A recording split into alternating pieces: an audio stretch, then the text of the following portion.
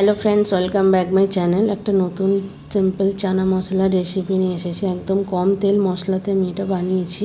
তো আসুন দেখে নেওয়া যায় কীভাবে বানানো যায়। তো প্রথমে চানা এবং সামান্য আলুগুলোকে সেদ্ধ করে রেখে দিয়েছি।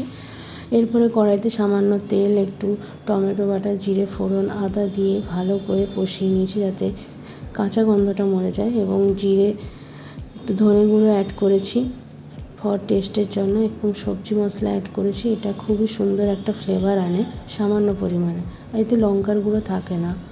তো এরপরে সেদ্ধ করে রাখা চানাগুলোকে ভালো করে মশলার সাথে মিশিয়ে নিয়েছি, এবং ভালো করে কিছুক্ষণ নেড়ে এবং সামান্য জল দিয়ে এটাকে ফুটিয়ে নেব। আর এটা খুবই সিম্পল ওয়েতে বাচ্চা থেকে বড় সবাই খেতে পারে। লঙ্কার গুঁড়ো আমি ইউজ করিনি, শুধু দুটো কাঁচা লঙ্কা দিয়েছি ফর টেস্টের জন্য। তো রেডি হয়ে যাবে চানা মশলা। ভিডিওটি ভালো লাগলে লাইক, শেয়ার, কমেন্ট করে দেবেন।